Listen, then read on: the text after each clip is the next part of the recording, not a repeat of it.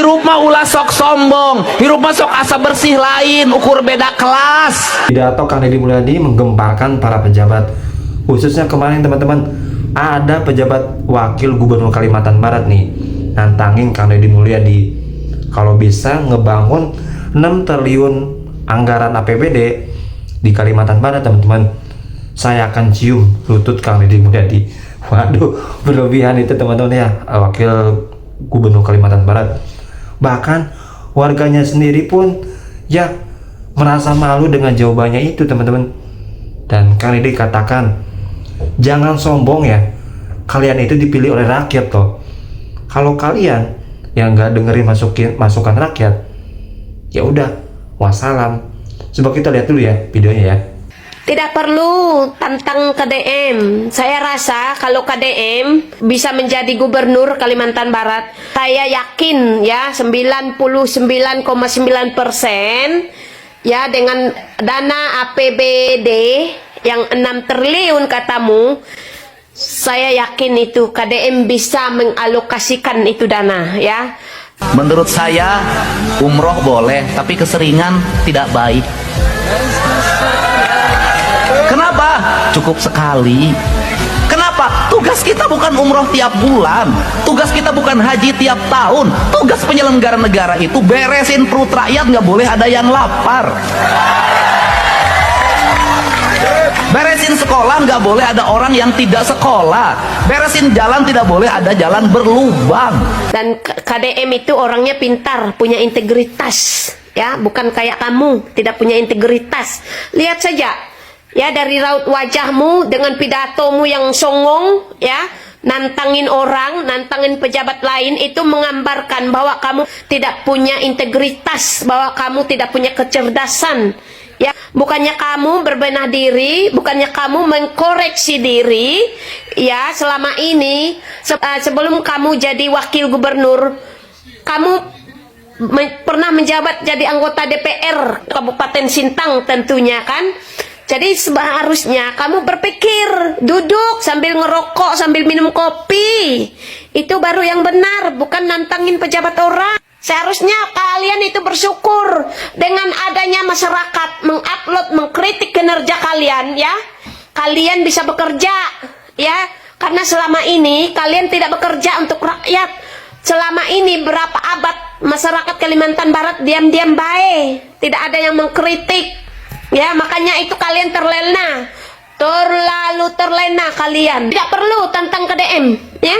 Dan saya yakin 99% KDM akan berhasil, walaupun tidak semua kabupaten daerah yang ada di Kalimantan Barat itu akan dibangun, tapi paling tidak dia akan membangun, dia akan bekerja sesuai kemampuan dia, sesuai anggaran. Masa sih 6 triliun tidak cukup? Ya paling tidak ya ceklah mana yang benar-benar perlu dibangun dulu bertahap itu loh. Kamu akan jadi bangsa dungu selamanya. Halo. Bertahap. Yang namanya di sini juga di Amerika ya, tidak. Dan dianggapnya orang yang menghadap Allah itu adalah orang yang mati. Padahal orang yang menghadap Allah itu adalah orang yang hidup. Dan orang yang tidak menghadap Allah adalah orang-orang yang mati. Sesungguhnya panggilan azan itu adalah panggilan untuk orang agar kematian berubah jadi kehidupan. Mati telinganya, mati tangannya, mati hidungnya, mati matanya, mati lidahnya, mati hatinya. Maka suara azan itu mengingatkan dia untuk segera kembali hidup, agar telinganya hidup, matanya hidup, hidungnya hidup, lidahnya hidup, dan kematian matinya hidup. Kata orang Sunda, sepertinya kalau di depan itu banyak para pejabat yang percis sama Kang Deddy omongin. Malu itu teman-teman. jaga panon ku awasna, jaga celi ku danguna, jaga irung ku angsena, jaga letah ku ucapna, jaga hate ku ikhlasna. Maka masjid itu sesungguhnya merupakan sumber dari kehidupan dan tempat untuk menghidupkan orang-orang yang mati. Maka orang-orang yang bersujud adalah orang-orang yang hidup. Orang-orang yang tidak pernah bersujud itu adalah orang-orang yang mati. tidak sekaligus membangun, bertahap ya. Makanya ada 5 tahun. Ya gunakanlah waktu kalian 5 tahun itu untuk membangun infrastruktur yang rusak-rusak yang ada di Kalimantan Barat. Bukan nantang-nantengin orang. Kocak memang otakmu. Konslet memang kalkulator di otakmu itu. Anda ini, kita ini gagal, ngaku Islam gagal. Gak ada Islam itu saling bunuh, gak ada. Islam itu hayat, hidup dan menghidupkan. Sunda itu hidup dan menghidupkan. Siliwangi itu silih asa, silih asi, silih. Pertanyaan saya, di mana letak pertentangannya? Jangan-jangan tiap hari orang bicara syar'i, sesungguhnya perilaku hidupnya bertentangan dengan kaidah Islam itu sendiri. Ini dari falsafah dasar ini lahir pendidikan lingkungan. Ini bersatu, bersenyawa, nggak boleh saling membunuh, nggak boleh, harus hidup dan menghidupkan. Nggak perlu lagi material impor, cukup di sini. Di situ itu dari sisi arsitektur. Semestinya negara melahirkan sekolah yang berarsitektur lokal wisdom, yang dia hidup. Orang Sukasari tumbuhnya bambu, maka sekolahnya sekolah bambu. Arsitekturnya semua dari bambu. Lihat mataharinya berapa derajat dia kalau panas, kalau tenggelam berapa derajat. Meletakkan sekolahnya di mana, maka di situ sekolah tuh hidup, jendelanya hidup, pintunya hidup, semua hidup dan menghidupkan. Lahir impres, lahir arsitektur asal-asalan, di dalamnya mematikan. Nggak ada Islam di situ, kagak ada. Sekolah yang nggak ada jendelanya, nggak ada Islamnya. Sekolah yang dikunci pakai kasa, nggak ada Islamnya, nggak ada Allahnya di situ. Kenapa? Anda yang ada adalah kematian. Ini kan kita sini aja udah gagal. Jadi kalau ngomong pendidikan paripurna dari sini. Nah, nanti saya selalu ngomong guru bukan buku, guru lepas buku, guru lepas buku, guru lepas buku. Saya dari dulu ngomongin gitu. Gurulah penentu kedaulatan murid, gurulah penentu martabat murid, gurulah penentu kelulusan murid. Maka guru tidak boleh diintervensi oleh apapun. Tidak boleh diintervensi oleh kurikulum, tidak boleh diintervensi oleh kepala sekolah, tidak boleh diintervensi oleh dinas pendidikan, oleh menteri sekalipun. Dia adalah guru, kedudukannya lebih tinggi dari menteri. Dasko meminta bagi yang suka mengkritik pemerintah harus disertai dengan solusi. Oke, siap Pak, laksanakan. Halo Pak Gubernur Kalimantan Barat, saya ada solusi terkait dengan jalan provinsi ini Pak. Yang di belakang saya terletak di Desa Baung Sangatap, Kecamatan Tunggul Hilir Pak. Solusi dari saya supaya jalan ini tidak semakin hancur, tidak semakin parah, mohon segera alokasikan anggaran Pak untuk memperbaiki jalan ini. Kalaupun tidak diaspal, ya paling tidak pengerasan Pak. Itu pun sudah sangat bagus bagi kami. Syukur-syukur kalau bisa diaspal seperti di kota-kota. Karena selama ini Pak, kami sungguh sangat menderita melewati jalan ini Pak. Kami nggak ngadu ke Pak Gubernur kalau jalan ini bukan punya provinsi. Ini bukan jalan PT Pak. Kalau ini jalan PT, kami udah demo ke PT ini. Nah, karena ini milik pemerintah provinsi, nah, kami ngadu ke provinsi. Nah, jadi kami juga minta tolong nih bagi yang merasa menjadi anggota dewan dan juga bupati, nah, tolong ini juga sampaikan aspirasi kami kepada Pak Gubernur, terutama dewan-dewan di jalur Ketungau ini. Bantu kami masyarakat ngomong ke Pak Gubernur, urus jalan kita ini. Oke, salam hormat. Ya bayangin loh, tinggal di kampung, penghasilannya di bawah 2 juta, anaknya kawinan belum kerja, pakai wedding. Wedding, upload lebih utama. Pra-wedding, lebih menarik lagi. Pra-wedding dibuat, difoto. Ingin syar'i. Nah ini karena dia ingin menjadi pengikut Kang Maman, ingin syar'i. Ini mohon maaf ya, bagaimana ingin syar'inya? Pas akad nikah, perempuan dan laki-lakinya dipisah. Akadnya hanya laki-lakinya saja, perempuannya tidak hadir. Saya selalu nanya, Apakah ini yang akan diakadkan, ini yang dipisah ini suka bertemu geus babarengan pa geus 3 tahun. Sok anjang tara osok Pak, beboncengan tara osok malah kamari mangenong Pak terbalik. Loh. Kita ini kenapa sih hidup ini pura-pura? Saya bilang kalau di Arab laki-laki sama perempuannya dipisah waktu akad, memang mereka belum pernah berpegangan tangan, belum pernah berpelukan, dijodohkan oleh orang tuanya, wajahnya pun dilihat sebentar ditutup lagi, geus reuneuh sabulan prawedding, akadnya dipisah. Ingin mengikuti gaya orang lain tetapi bertentangan dengan apa yang terjadi dalam setiap waktu. Itu satu. Jalan di Kalimantan rusak, seorang warga malah meminta bantuan kepada Deddy Mulyadi. Ini bercandaan ataukah sindiran ya?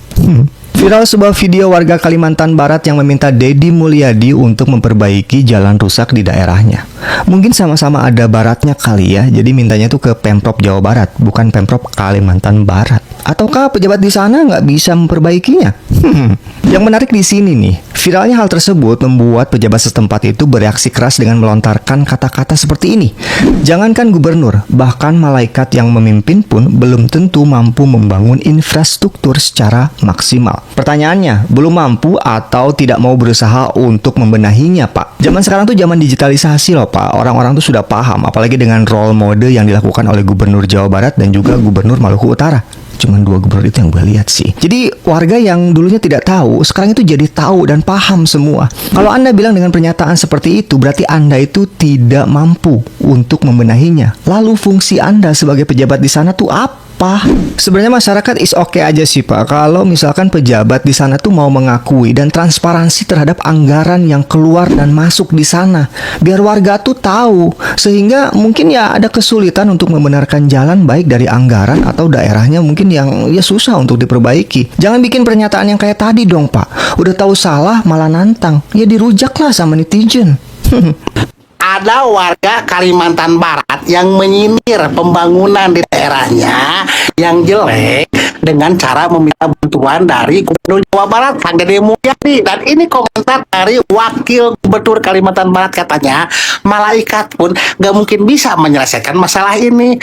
Bapak, jangan suzon dulu. Kalau menurut Mamang yang dari pendidikannya jelek, nggak sekolah, miskin, rumahnya jelek tuh Pak, lihat Pak ya.